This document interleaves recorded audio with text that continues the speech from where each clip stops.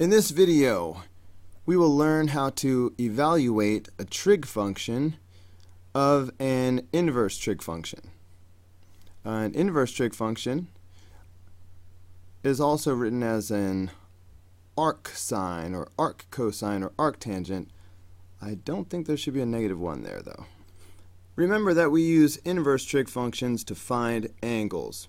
So if I wanted to figure out what this angle was, I could use, for example, the sine function and set it up. Sine of this unknown angle is opposite a leg over the hypotenuse, so that would be 3/5. So I could use an inverse trig function to find this by writing the angle will equal the inverse sine of 3/5. Now if I had a calculator, I could find this easily. On a TI-30XS multiview, I have to hit second sine to get to the inverse sine function and or relation, and I will do 3/5.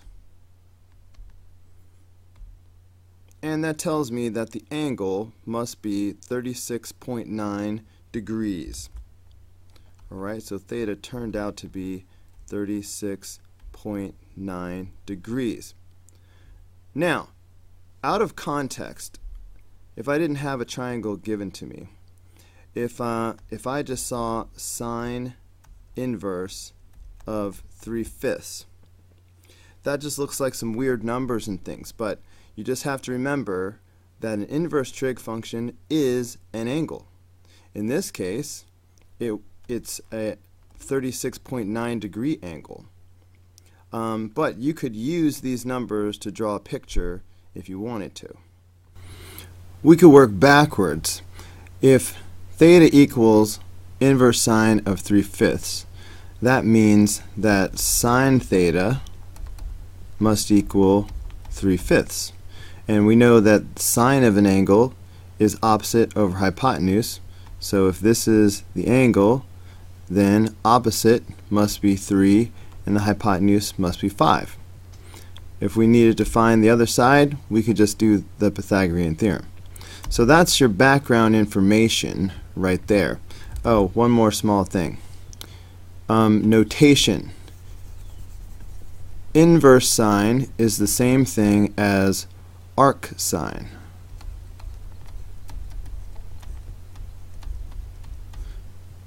Okay, these two things mean the same thing. Inverse sine, arcsine.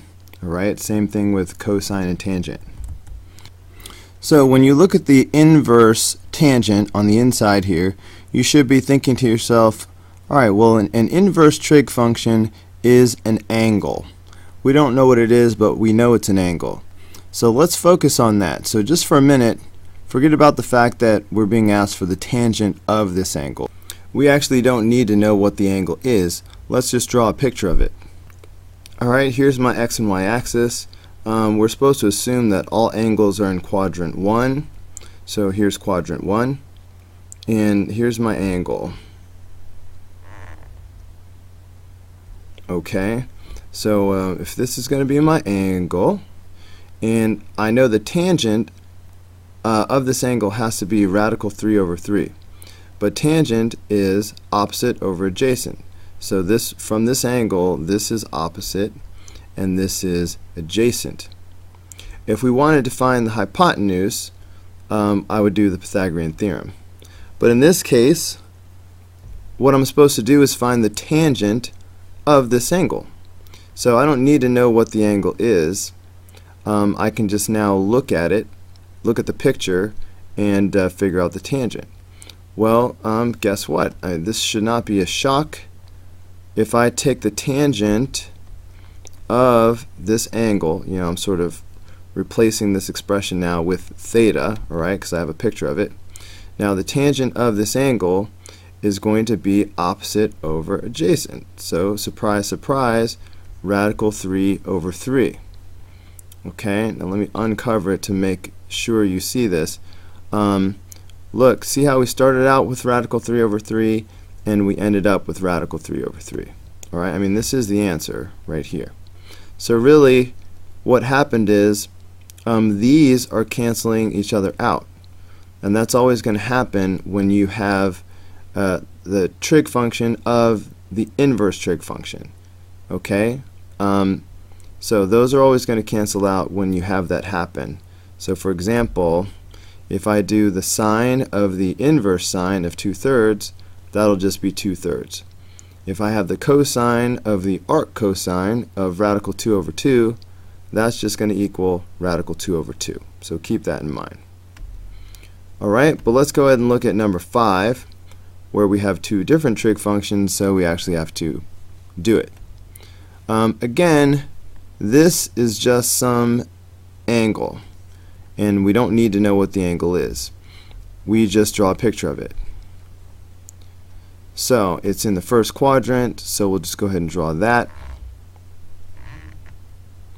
And we're talking cosine. Cosine is adjacent over hypotenuse, and this is the angle. So that means the 2 must be adjacent and the 3 must be the hypotenuse. Now we're supposed to find the tangent of this angle. Tangent is opposite over adjacent, so we need to know what this is. I'm going to call it y, and we'll do the Pythagorean theorem. So Pythagorean theorem is going to be a squared plus b squared equals c squared. So y squared plus 2 squared is equal to 3 squared. So y squared plus 4 is equal to 9.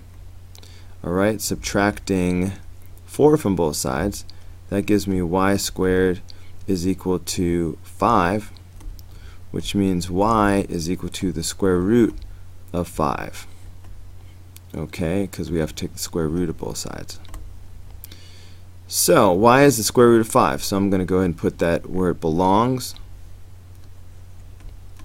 And now I could do the tangent. Okay, so maybe I'll just squeeze it in up here above. So the tangent of this unknown angle theta is opposite over adjacent, so that's radical 5 over 2. So that is the answer. Alright, let's look at one more. Remember, arc sine is the same thing as inverse sine. So this is some angle. Alright, some angle. I'll call it theta for now. I don't need to know what the angle is. I just need to draw it. And if I draw it, it's going to look like this.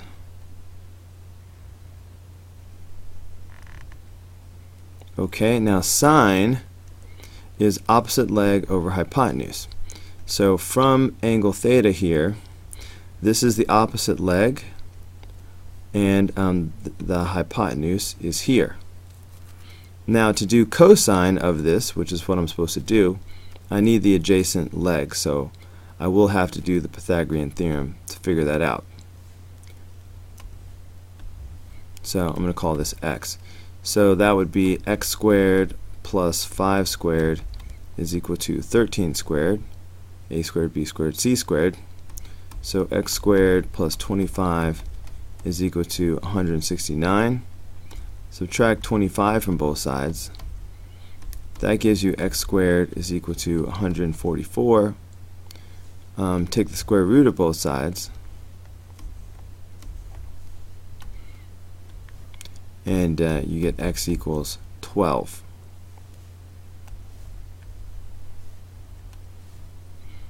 Okay, so this is 12. So we are supposed to find the cosine of this angle. So I think I'll just write it up here. Alright, so the cosine of this angle is adjacent over hypotenuse, so that's going to be 12 over 13. Okay, there's no real need for me to circle all of that.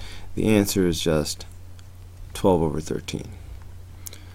Alright, that's going to do it for this concept. I hope this was a helpful video. I'll see you on the next video.